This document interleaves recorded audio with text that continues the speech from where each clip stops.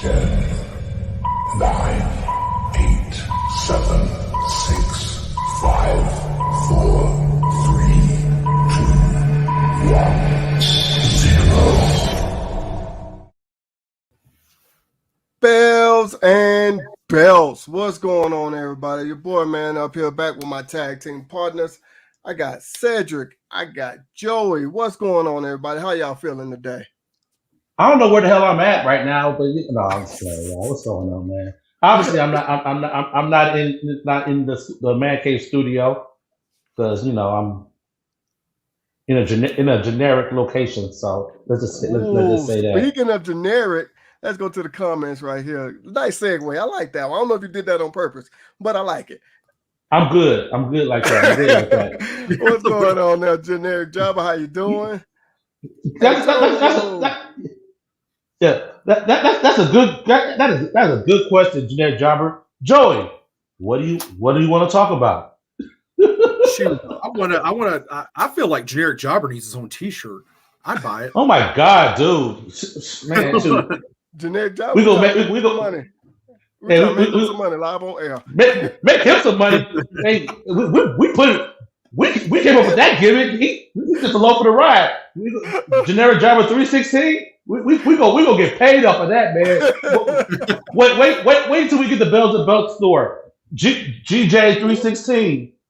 All we need is a catchphrase, and we gonna be printing money. I'm telling you. You're gonna trademark it first and sue us. Watch. I think that's a short. Oh gosh.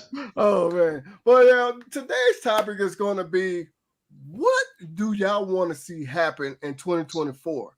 Now, keep that in mind. It has to be something realistic. Let's not go with something crazy just because this might be a prediction. No. What do you think is really going to happen? Is a certain person going to win a championship? Is a certain person going to stay with a certain company? Sign with a new company? No, something that can really, truly happen. What do you think I'm talking about when I say that, Cedric? And the thing about it is, guys, because we're all on the heels of WrestleMania, a lot of stuff going on. New Japan Pro Wrestling just had a show. When they said it right, AEW is getting ready to have a show this week, this coming weekend. So a lot of stuff, a lot of different moving places. And I saw that comment. That's something we can definitely get into. There's a lot of moving pieces in professional wrestling right now, Joey. And a lot of the stuff. There's a lot of stuff that is setting the tone for what 2024 could potentially look like. Yeah. Speaking of that, I know you're alluding to John Moxley winning the IWGP World Heavyweight Championship. That's kind of big news. And I'll tell you, we can get into that too. Like, there's a lot of changes going around with and it's very confusing at the same time to figure out what what they're planning or what everything like that. But the main idea is like what you want to see happen in the rest of 2024. Where do you want to see? Right.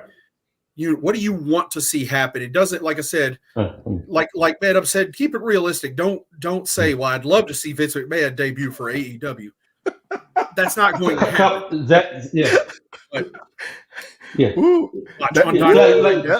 Exactly. We're fantasy booking, but we're also being somewhat freaking realistic. And Antonio brought up a good point in regards to that.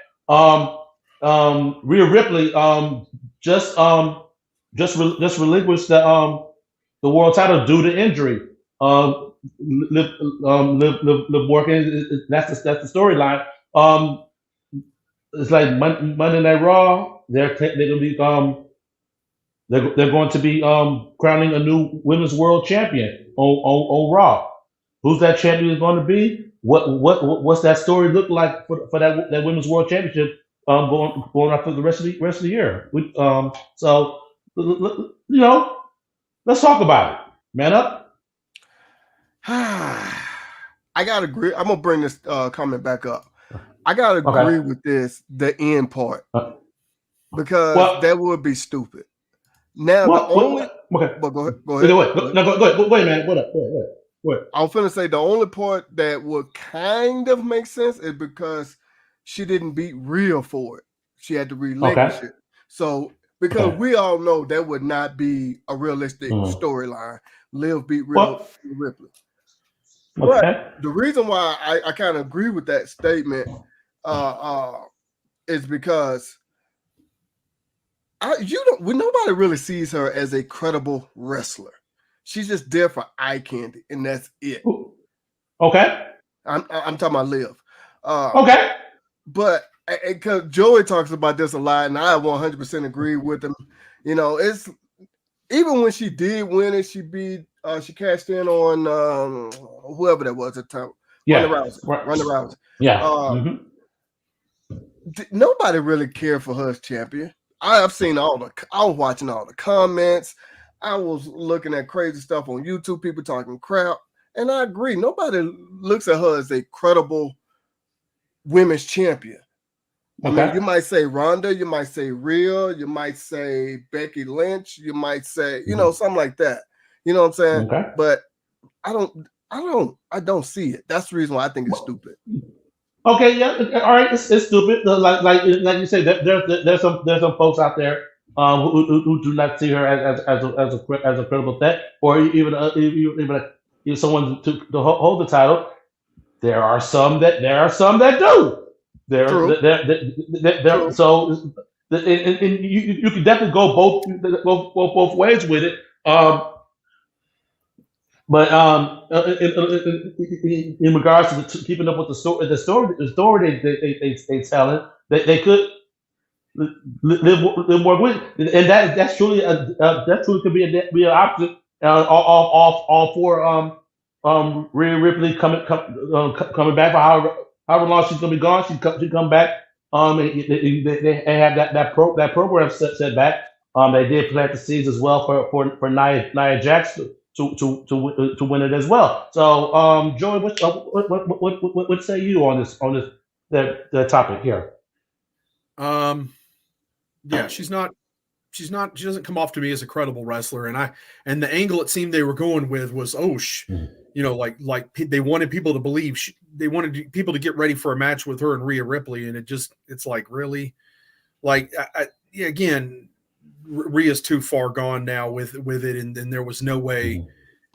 Yeah, but is there really heat in that? Does anyone really care about it, that angle? And my answer is no. I don't know.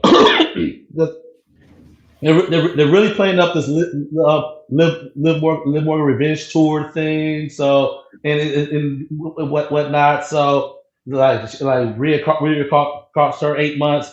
Liv cost her going to cost her some time. It really trying to play off of that as well. In this instant, is the title really needed for that feud? Could it be put on somebody else and go from there? I think that's where they go with it. I really can't see Nia Jax winning the battle royal and becoming women's world champion. I see that, and I don't have a problem with it because potentially that after Rhea comes back and have the feud with Liv whatnot, that could be a ready-made feud for Rhea to go back and get her title back. So, going off topic about that, but talking about stuff I want to see happen, y'all are not. Nobody probably is going to agree with me on this, but I'm gonna go ahead and throw it out there. As far as WWE goes, if there's one thing I could say that I think that I wish they would do, and that I think would be a good idea if it happened, is WWE needs to get rid of Money in the Bank. Okay. Ooh, why is that? First off, yeah. Because first off, what's the point of the Royal Rumble? What's the point of any other stipulation that makes you actually have to work for a championship match? If Money in the Bank, you can just do what they do. And it was fun in a different era.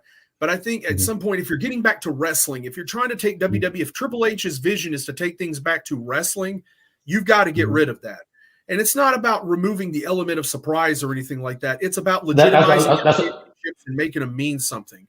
and you can't do that with Money in the Bank, because when you have people sneak out there and win the championship in that kind of way, first off, they've had baby faces do that, and that's the dumbest shit ever, to have a baby face run out there with a briefcase and steal the belt, basically. But it's like in the the WWE fan base and culture has gone on with this nonsense about like, well, Damian Priest deserves to win this championship and stuff like that. First off, they've got a situation now, and we were talking about this offline, where the world champion on Raw is not a big star. And that's just the way it is. That's why we talked about this. This is why, not going back into our deep discussion beforehand, but just talking about, this is the reason Cody is still appearing on the show every week, despite him being the champion of SmackDown, essentially. He's having to appear there because Seth Rollins isn't on the show. CM Punk is not on the show. And Damian Priest is mid. And I'm not saying mid Carter, but he's mid. He's mid at best. He's not a star. He's not a big star. If you guys disagree with us, I mean, please let us know in the comments. Like outside of that, like who are the big names on Monday Night Raw right now? So I mean, if we're missing somebody, let us know. Let us know in the comments. Absolutely. But I'm sorry, Joey, go ahead. No, I mean, so that's why I wish and would like to see WWE scrap Money in the Bank and get rid of it. Okay. I just don't think it works in a world where you're trying to make stuff go back to pro wrestling and get away from sports entertainment and the nonsense that WWE has portrayed for the last 20-something years. If and it's very clear Triple H is trying to take things in a different direction.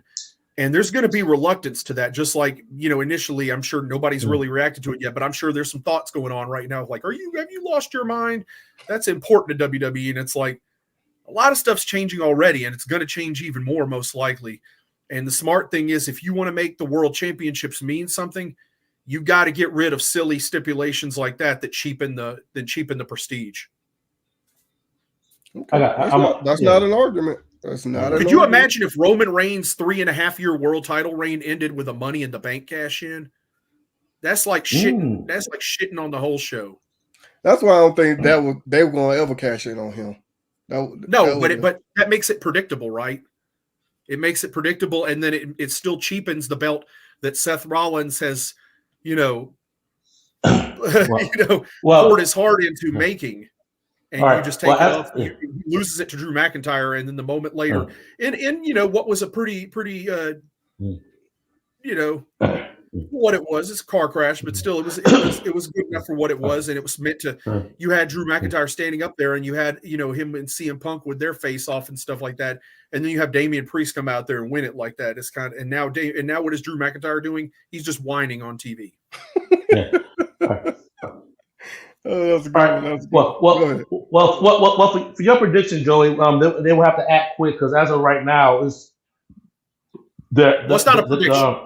Not a prediction. No. It's what you would like to see.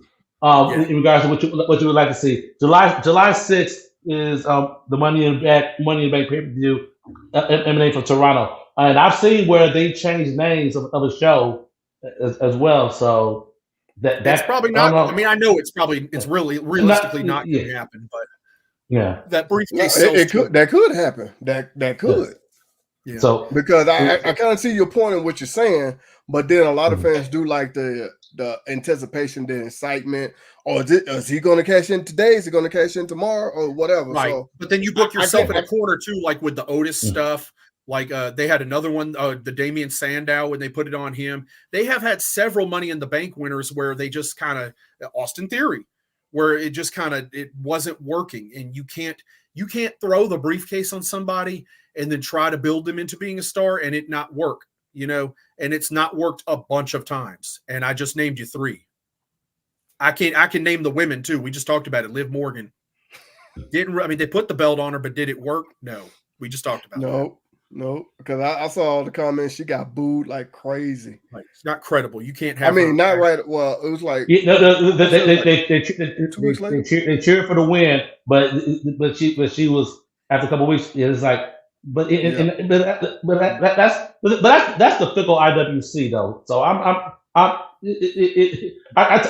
tend to take that stuff with a grain of salt, whatnot, because wrestling fans to be some of the most fickle fans in the freaking world. You want this, you want this, you want this. We give you this, we give you this. Oh no, we don't like it anymore. Give us something else. Come on, man. Make up your damn mind. Come on now. Yeah. Can't say nothing on that one. Hey, man. Let's talk about WWE first. What do you want to see happen in WWE this year? Me Me? In WWE, I really want them to really do something with Chad Gable. And they started planting the seeds with it whatnot. Lee, what's going on, man? I haven't seen Lee in a while on here. Appreciate you tuning in, Lee. I think that there is another year to Chad Gable that we haven't seen yet, but it hasn't had an opportunity. I would love to see that built up into an Intercontinental Championship run. They planned at the seeds this past week, but I don't think it's there yet. But I would not mind seeing that, and I want to see Chad Gable break away from the whole Alpha Academy gimmick, and I want to see this. I want to see him as a heel who could freaking go in the freaking ring, and truly do something. But so I'm hoping to see that change. But the way I'm seeing it right, and I hope they go away from it. The way I'm seeing it right now is like it's just. It is set up for one, maybe 2 match series with Sammy, and then moving on. But yeah, I think you might actually be making a prediction because I think it's in the works. Yeah, I think the heel turn was good. When we're saying what we want to see, it might seem like a prediction, might not. It's just what we want to see. I think what Cedric is saying is very feasible and likely to happen. And I think he will probably be the one taking that belt off Sammy. Sammy might just be transitional in that sense. He might be. He might be. But let me change that. I ain't gonna say he might be. I think he is. Yeah. Okay. He is. So all right. Now what I want to see come back is let me change that. I'm sorry, not come back. I'm sorry. One words. What I want to see stop happening. We talked about this several times before, and I know I have. I want to see them stop bringing in outside talent like non-wrestlers to the company to be in there with the people who have worked their asses off to try to get somewhere, and then you bring in I don't know, like a Logan Paul.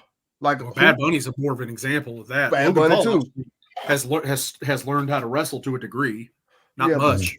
Yeah, but only thing with Logan Paul though, he is very athletic. Yes, he is. I don't know what he was doing before all this. Don't care, but stuff like that. Let's see some these wrestlers, that you have on your payroll, whatever you want to call it. Let's try to elevate them to heights like it was back in the day. You didn't see all this crap. You saw Stone Cold, Triple H, Rock, all of them just elevate each other to a level to where attitude era, even after all of that stuff. Yeah. The names that you just mentioned are really all those from from an attitude era. The attitude era is coming up on 30 years. Okay. Since the start of the attitude era. Whole different demographic, whole different generation, whole different everything. That's a good idea in theory. It's not going to happen. Oh, I know it's not. I already know because that's money. I ain't stupid. I already know it's not, but that's what I mean. Attitude Era had a lot of mid card and low card talent too that never made it up higher, and that's the position. And unfortunately, and here's the thing: WWE has a lot of those type of guys that are never. I mean, Sami Zayn is never going to be a real main eventer. He's just not. He just does not have what it takes to be a top guy. He never will. It's partially his look. It's partially his. He's a skinny, fat, guy. He just, it'd be different. What's the difference between Sami Zayn and Triple H and The Rock and them? And I'm not talking about testosterone replacement therapy, but I'm just being honest. Like, Jesus. a lot of it is height and muscle mass, stuff like that. I mean, a lot of it is like that, and a lot of it's cosmetic, and he's just never going to have it. Ricochet is never ever even going to be like an upper mid card guy or a main eventer. It's not going to happen. You know what I mean? He just does not have it. He does not have the charisma. He doesn't have. He's athletic, like you said, but you know, a lot of these, they have a lot of talent. You can't just make some guys have what it takes to be top guys. You can't just take anybody and make them a top guy. Some guys are there to do what they do. You know, like during the Attitude Era, Val Venus was never going to be a top guy. The Godfather was never going to be a top guy. Like a lot of these guys just weren't, but they were good at what they did. They were good mid-carders. They were good guys that could be entertaining. Now, what you have a lot of times, unfortunately, now in WWE is a lot of your mid-carders aren't entertaining. Ricochet, I'm sorry, can't cut a promo. I'm not picking on him. I'm just naming him because he's an easy example to point to. He can't cut a promo. He's not charismatic. He's just very athletic and do cool moves. That's fun to see every now and again, but you can't really have him in a major storyline because he doesn't have what it takes to kind of do that with. He just is missing that element of a character or something. He just doesn't really have a character. And then he doesn't really have that ability to cut the promos to get people interested and stuff like that. And you got it's a lot more than Ricochet, clearly. Xavier Woods never going to be a main eventer. He's just not going to. I'm not saying you can't like these guys. I'm just letting you know these guys are never going to be top guys. Hey, I agree with you, Joe. I agree with that. You know, people have to understand. I don't know if they do or don't, but people have to understand this is where you're going to be. This is the height that you're going to reach, and that's it. You know, I agree with you, Val Venus. Even though, he it depends on, what everybody might think. He might have had the size and the look, but was his character, was his demeanor, was he a good worker behind the scenes? Did that make him a top guy? I mean, would have made him top guy? Maybe, maybe not. But he just did. He was missing that element. And look, that's no shame. That's nothing to be ashamed of when you got everybody like Triple H, The Rock, Stone Cold, all these guys, and then you had the NWO come back at one point, and then you had Hogan back and stuff like that. Guys like that were never going to break through with all those big stars at the top, and that's not bad. It's just a different league. And that's what you have now, too. Look, Sami Zayn's made it farther than anybody probably ever thought he would. So did Kofi Kingston. So did a lot of these guys. But that's where it stops. You know what I mean? They're never going to be top guys. They're good, and they're entertaining, and they do what they do, and they always have a spot on the card because they always bring something to the table. But they just don't have what it takes to really be, main eventers and top guys. And faces of the company. It ain't going to happen. They're good on the card. You got to have guys like that. You got to have fall guys. Look at Ivar going out there and putting Sheamus over. Look, you could have put anybody in there with Sheamus. They weren't there to care who the opponent was. All they wanted to see Sheamus is do his greatest hits out there and get his stuff in, and then head to the back. They wanted the entrance. They wanted Sheamus doing his gimmick, and that's all they wanted because Sheamus is a star. Put anybody in the ring with him. Take no arguments. No arguments from us. What do you got there, Cedric? No, I think what Joey said on that, everybody is going to be at the top of the card, whatnot, whether it's push, whether it's personal ability, charisma, or whatever have you. So it's a lot of folks that doing the most with what they have and what they can do. So yeah.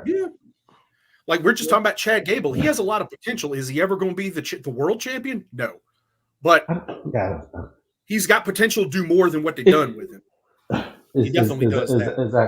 Exactly. But yeah, it's like Alpha Academy. It was cool. It was cool for them. Okay, but now it's I see Alpha Academy as an anchor to hold him down to what he could potentially be. So yeah. If anything, he needs like a heavy, not Otis. I'm talking about like a legit. No, like a legitimate like badass. Yeah. Oh, almost just with him as his heavy. Oh! Is that you beat me to it, Joey? See that something like that might work with Omos and with MVP. Something like that might actually work. Something like that might actually. Omos is never Omos going as to a go any further than champion, what though. he's done either. So might as well use him as a heavy. That's all he's Oh, ever going to be. Yeah, I don't see Omos as a champion. It's No, like but he could well, be. no, He could no. be Let me the big let me dude take in the background. Yeah. as the main champion. That's what I meant to say. No. Yeah. Like he Maybe was tag good team. backing up AJ. Like he was good in that Yeah. role where he was the heavy for AJ Styles. He could do that for Yeah, he Chad. was learning. Have somebody like that in there. And it's clearly, I would say Braun Strowman too, but Braun's obviously might have plans coming up. So Yeah. Gunther. Yeah, that's a good one. Gunther. Yeah, we're gonna see Gunther off the TV for a little bit, whatnot. We're gonna see where he's freaking drafted, whatnot. And that's gonna be quite interesting as to where Gunther be in the world title picture, because that's gonna happen. If not in 2024, it's definitely gonna happen by next year. I see that happening easily. Yeah, he might do good going to SmackDown and working with Cody on top or something like that for a little bit. Mm-hmm. That could be really good over there. But get him in there with some different talent too. Get him maybe get him away from Imperium and see what he can do. I don't see that happening. I don't see him splitting from Imperium. If he goes, Imperium will go. SmackDown. I think I know what you actually mean, and you're not saying it. What would Imperium be without Gunther? Right. Exactly. They got no place. If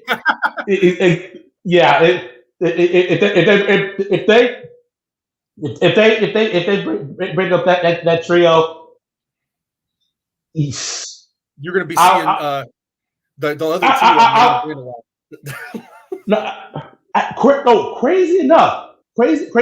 I like Luke Kaiser. I like him. Yeah. I like him for a US Intercontinental title run ish. Maybe. He's got a long way to go to get there. They got it. He has no credibility. But first thing is a break away from the tag team. Yeah, I'm not feeling Vinci at all. So it's a break away from the tag team. Let's shift gears now. We were talking about John Moxley and New Japan earlier. Yes. Because obviously Moxley is a contracted AEW wrestler who's obviously helping out New Japan right now. So that's what I was going to get at. But go ahead. Let's talk about New Japan. You notice a trend right now. Moxley's the world champion. Nick Nemeth is the global champion. Zack Sabre Jr. is the TV champion again. He just beat Matt Riddle for it. But still, like, they are – and yes, Gunther can cut a promo. We've seen him cut a promo. He's actually okay at it. Yeah. And he's got good English. Yeah. I'm giving him props on that. Yeah. His English is pretty darn good. But anyway, talk about that. So New Japan at this point is relying heavily on Gaijin talent and not a lot of they don't have a lot of Japanese stars. And that's there's a a couple of talents like Kino from Pro Wrestling Noah, some talents like that. If New Japan could get their hands on and sign, that they could have some bigger Japanese stars kind of coming up. But they've lost so many. They lost Okada, and they lost Shibata. They've lost a lot of their guys. I mean, they lost Shinsuke Nakamura years ago. They're in Tanahashi's on bad wheels, barely able to do his thing. But and that's he's not wrestling every week. He can't. So where do you go with the Japanese talent here? You're seeing Mustafa Ali starting to get mixed into the junior division there too, even though he's with TNA. He's they're starting to tease him and Hiromu Takahashi working together, which is great. But you're seeing real heavy use of Gaijin talent right now because of a lack of star power at New Japan. I think they're in kind of in a troublesome spot right now. But all the lack of star power that New Japan currently lacking right now, it makes me wonder that alliance that they have with all of the Japanese promotions over there. I wonder if we'll see more of that come to light. I thought I saw they will be having some kind of joint card plan, whatnot. But I wonder as to what that will freaking look like. bringing Noah, All Japan, all those together and whatnot, collaborating. Could that be a potential thing? So it's an interesting time right now on the Japanese scene, Joe. So what would so one thing I definitely amongst possibilities, there's a couple of talents, at Pro Wrestling Noah. Kino is one of them. I'd like to see sign with New Japan. There's a couple others, but then again, that's pulling a lot of talent from Pro Wrestling Noah, and it's like All Japan really doesn't. I mean, All Japan's kind of in bad shape because they've had to pull New Japan legends to come over to All Japan and carry the belt. Like Satoshi Kojima, although at one time he was over there. Now he's been in Noah, and he he's been over there. So New Japan's been lending their legends to go out and wrestle for the other companies to try to bring up business over there. But it's like New Japan has to find some young talent they can actually build into stars, and one thing I'd like to see is Switchblade Jay White return to New Japan. But that's probably not going to exactly. Press pause on that real quick, Joey. Generic Jobber, I know that you're kind of big on Japanese wrestling, whatnot. I definitely want to hear what your take is in regards to on New Japan on that scene. So with all the guys holding all the gold and whatnot, and then it's not really. Is there even an ace right now in New Japan? No, they lost. I don't know. It was really the last ace, besides Tanahashi is Kazuchika Okada. So it's like it's like Moxley's the champion, but who could step up and be that face for New Japan now? Well, they got Tetsuya Naito, and he's great, but it's like you got to have more guys than just that. And he's the one that lost the title to Jon Moxley. Try to get some excitement there. I'm sure the belt can come right back to Tetsuya Naito, and that's not bad. But in the long run, he's got to have more people to work with. And they're building up Ren Narita. They're building up some of the other talent, but it can't happen fast enough. They've really got to have somebody step it up. But yeah, like I said, there's some talent. I hate that Okada left, but I understand why he did. But I mean, they lost Will Ospreay too. They lost so many. They lost so much. They really got to. I think what I'd really like to see David Finlay be the next IWGP World Heavyweight Champion. I think he might. Bring it back up, man. I'll still read that. I'm sorry. My bad. Okay. Well, that kind of leads me to my thought. Oh, go ahead. Yeah, I was gonna say, they tried Sonata. I mean, but it's like, yeah. See, that kind of leads me to my thought because I often get ready to say, what do y'all think about this Forbidden Door thing? Well, it's not. There's no Forbidden Door with AEW. It really isn't. I mean, it's like it's like like boxing the champion. He look like he's gonna be taking a break from AEW and focusing on Japan. That's for what I'm seeing. So he will literally will be focusing his time and energy there. Whatnot. So it's like I kind of want to see that more. I'm not saying titles be defended in different promotions, but I'm just saying I would want to see. You might be signed with TNA, but can you mix it up a little bit with someone over here in AEW or WWE or whatever? You know what I'm saying? NWA. Can you do that? You know what I'm saying? You kind of like a dream match almost. You know what I mean? Well, it seems like WWE is flirting with some of that stuff. I'm not gonna hold my breath, but it's like WWE having a handshake deal with TNA over the last couple of years. In regards with Jordan Grace and Mickey James when they came over as champions. So That could potentially lead to something. I don't think it will. Yeah, something like that is like it would have to be like mutually beneficial, So And that's the problem. And I think you may have uncovered some of the reason D'Amore got in bad graces with TNA ownership and stuff like that, because I think he was the link. D'Amore was the guy working this out with Paul Levesque and getting this kind of stuff done. And I don't think TNA really wanted it. I don't think their leadership really wanted it, because you may think putting Jordynne Grace on the Royal Rumble is helping TNA, but really it's not mutually beneficial. It's more beneficial for WWE in a sense that it makes them look cool for bringing them on, and it stirs the pot, but it gives all the attention to who? WWE. The attention didn't go to TNA. TNA didn't get some jack and ratings off of that. They got no rub from that.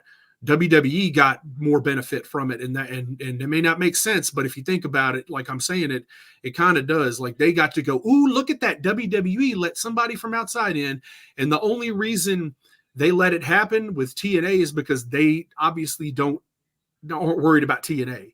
So they're not going to let somebody from AEW or New Japan come to WWE. It's just not going to happen ever. So and I mean, they may be they're letting some of their lower card talent. They let Shayna Baszler go and do Bloodsport. They're letting William Regal's kid he did that same show, and then he did All Japan. But it's like, sprinkles. They're not going to let their stars. Seth Rollins isn't going to be going having a match on AEW. No. Well, I already know that. I know that they top stars, or they somewhat top stars, is more than likely not going to go. Right. But, so they're letting I just say that because okay, for example, I've heard a lot of people say they would love to see Jade Cargill and Bianca Belair mix it up in the ring. Now, this is why Jade Cargill, of course, was still with AEW, and that was a dream match. And that got me to thinking, I mean, now it's possible to happen, of course, but that got me to thinking, would company, that was something I would like to see. Companies, sometimes bring some stars from one to another, blah, blah, blah. Now, I'm not saying that they top stars, because I know they ain't going to have, they want their top stars to be rested for them. But would you say, okay, would they say, okay, WWE, let's just say WWE and TNA, would they say, okay, we're going to bring one of our stars over to you so you can, promote your brand. You bring one of your stars over to me to promote my brand. Something like that. I mean, that's what I'm thinking. I don't think it's going to happen. That's something I would like to see, though. And then I wouldn't, if I'm TNA, I wouldn't want my world champion appearing on WWE TV and losing, which that's what, like it or not, that's what Jordynne Grace did. She went out in the Women's Royal Rumble as their world champion, and she lost. And that's a facts.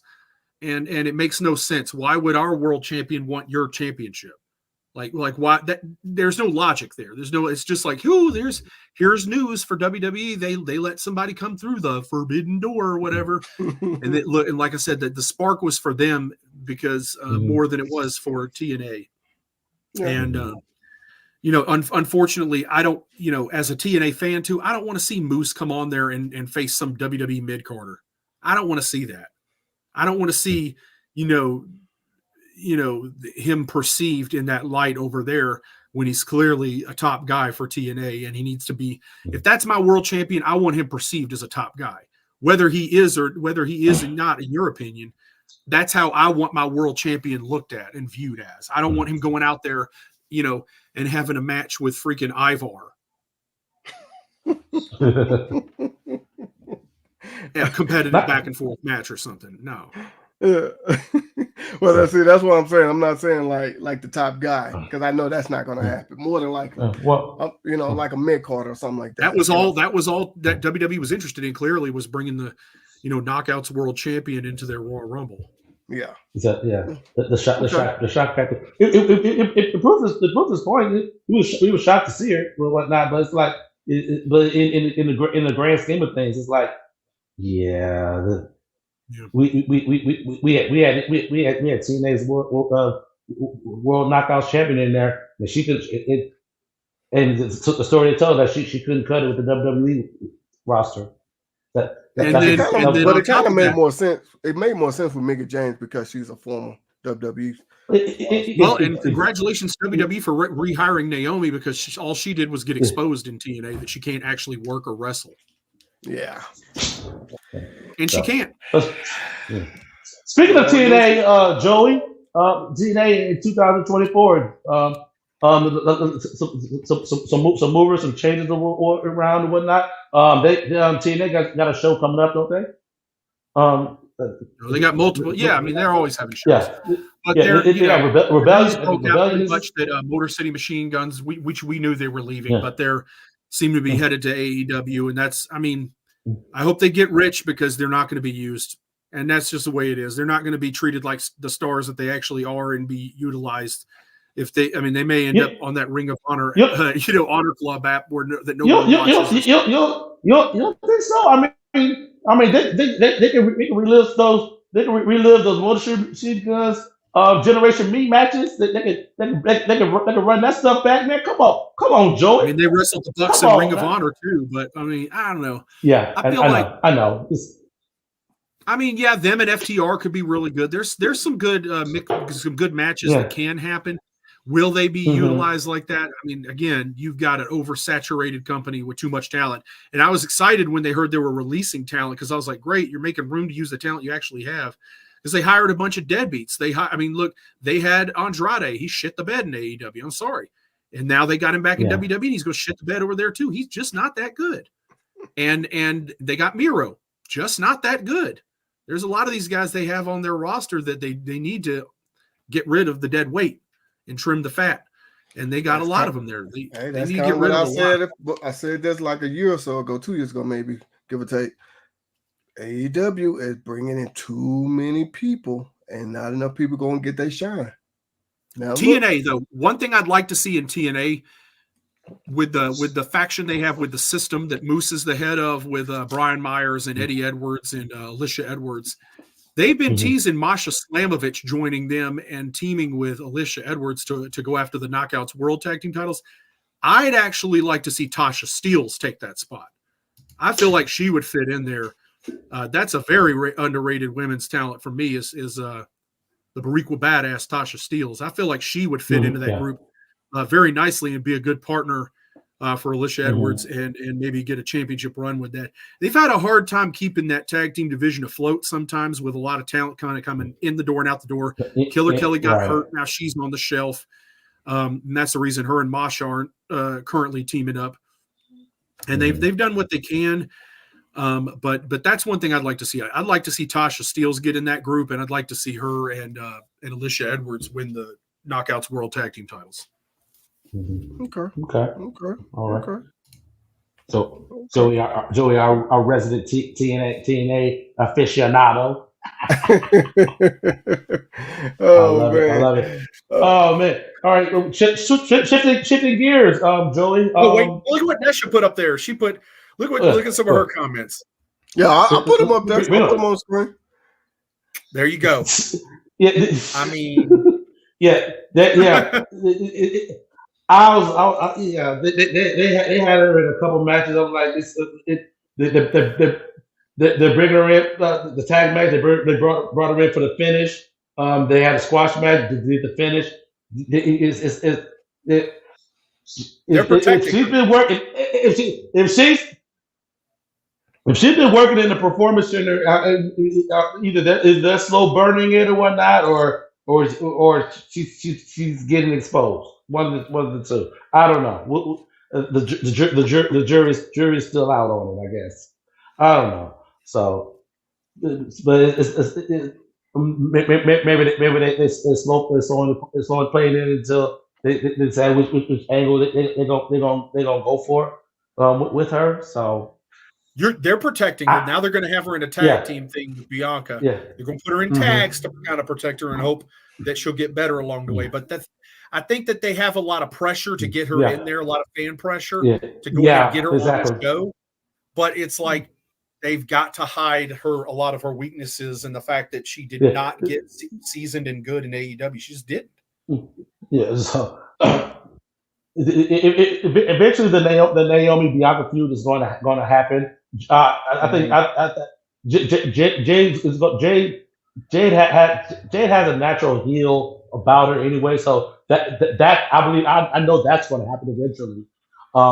Bianca turning heel might be good. That might be a good change. It might be a good change, but it won't happen before they turn Jade heel, because I think she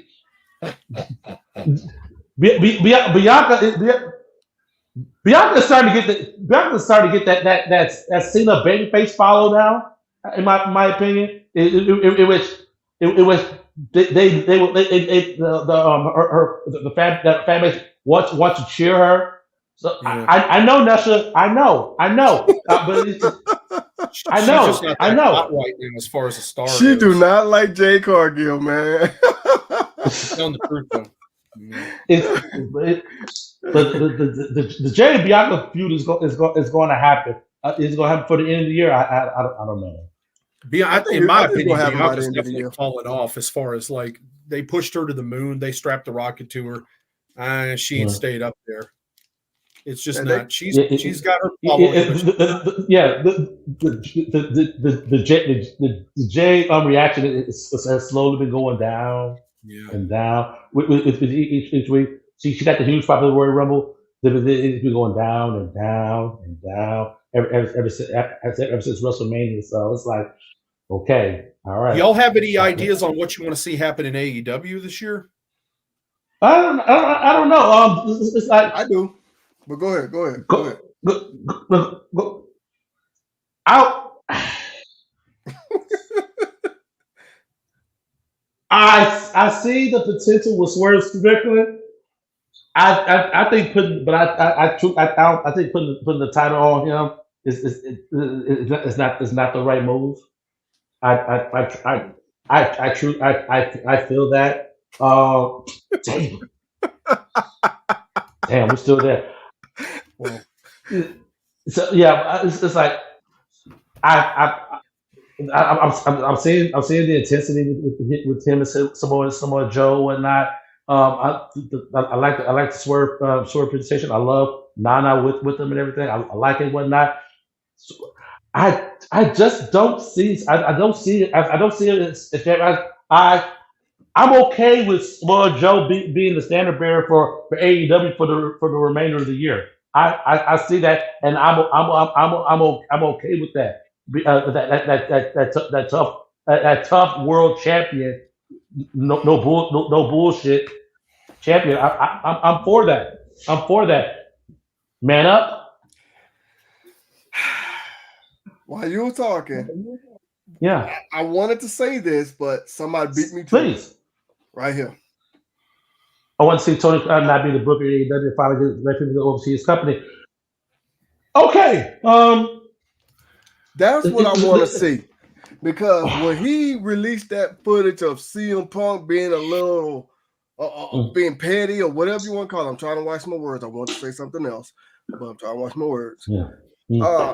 It's like, dude, move on with your life. It's like you're still crying over your ex-girlfriend or something. Move on. It happened. Everybody know pretty much what happened. Move on with your life. Worry about what you got going on in front of you to bring your product to where you want it to be. I'm not saying that it's not good. I'm not saying that at all. But bring your product up to where you want to be. Leave all that pettiness behind you. Okay, so what? There was a feud. You didn't like it. Somebody supposedly threatened your life. So, okay, that person's no longer there. You don't have to worry about it. If he threatened your life, why you didn't press charges on it? Whatever. You know what I'm saying? Just move on with your life. That's all I'm trying to say. I ain't trying to go on a rant, but go ahead. To piggyback on what Generic Jobber said, that's never going to happen, and that's because I don't think people understand how rich Tony Khan is. You can take you could take The Rock, you could take the entire TKO board and combine all their net worth, and I don't think it's even anywhere near as close to what Tony Khan has. I saw the number. AEW roughly about $2 billion. WWE is about 9.8. Shad Khan is about 16 billion up by himself. So it's like I'm and just that's saying. Shad. Tony has his own billion. Exactly. So it's like between them, they have more money than people can really imagine. Yeah. They are not. So Tony Khan is a grown kid. Tony Khan, fantasy booker, exactly, in his own company that he started. Tony Khan is living his best life right now because he have all. Okay, you know. Man, you can relate to this. You have all these wrestling figures and whatnot, and your own little company, and you can do all the different matchups and whatnot. You can bring all these. You can go to the store and you can go get this figure, bring it into your promotion, and you can have all these different matchups.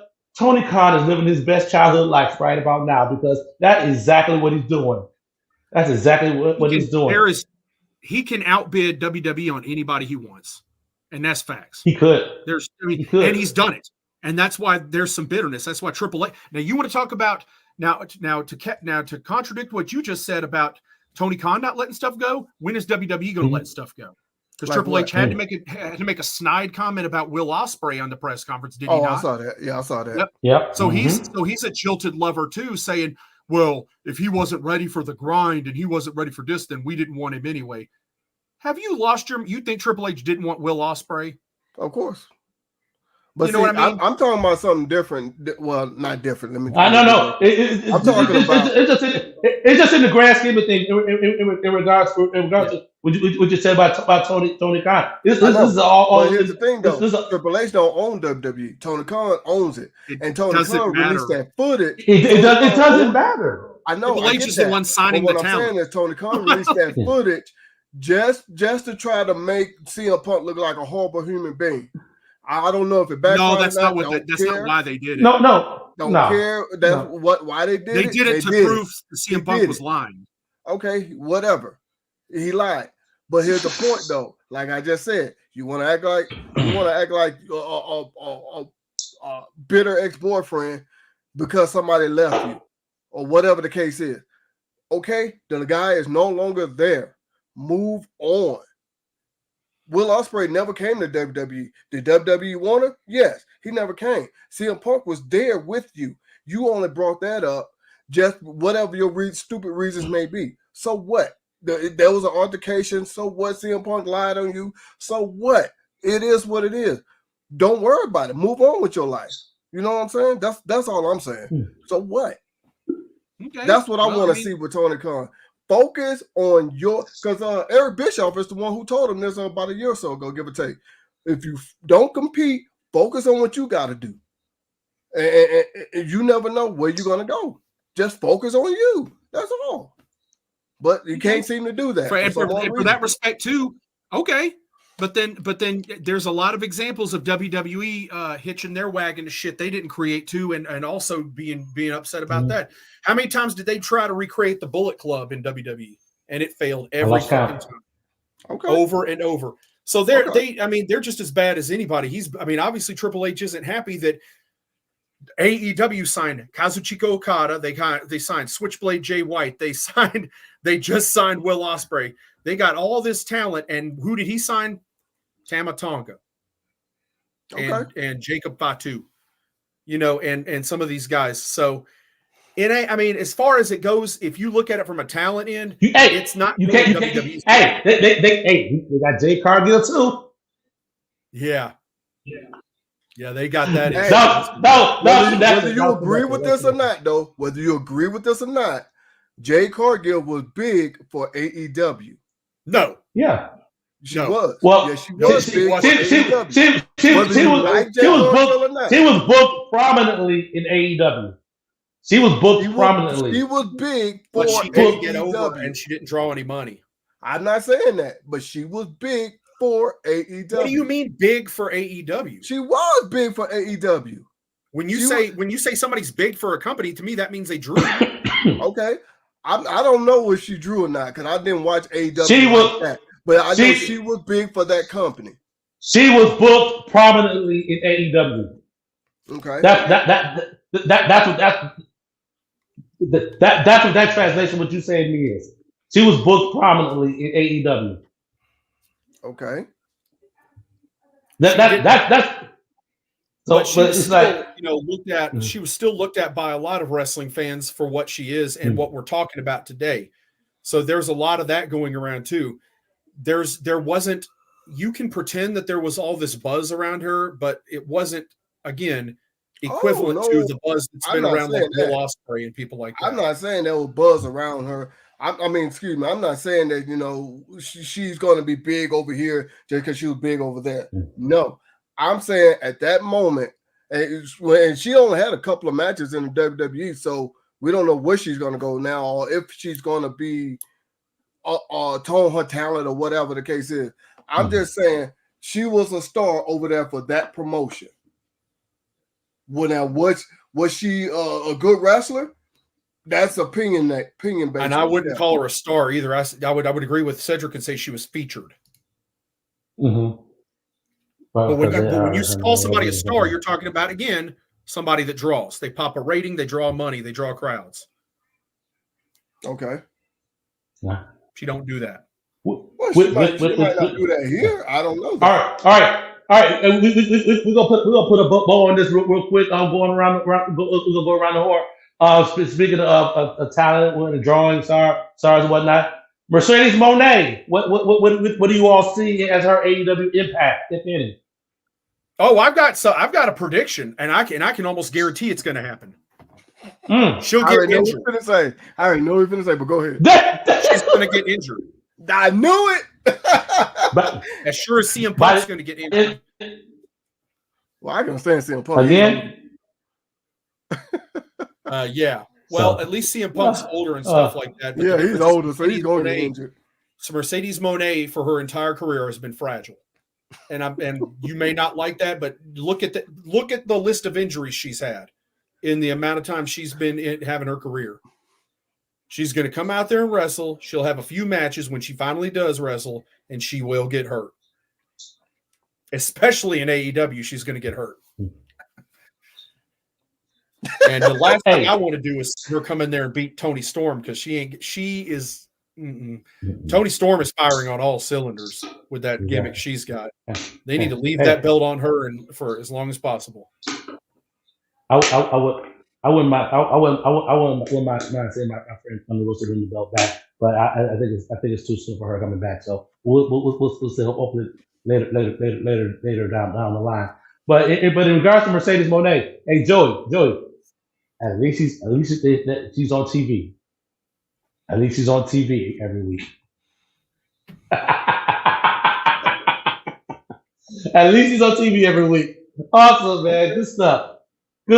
Hey guys, we appreciate everybody tuning in and to our outlook and what we would like to see in 2024. We definitely appreciate all of the folks who are watching us on Facebook in the Jungle John group, in Bell's Bus group, and our folks over on YouTube, man. Oh man, there was a lot of comments from YouTube, but we got kind of deep into this discussion, and I kind of like this one.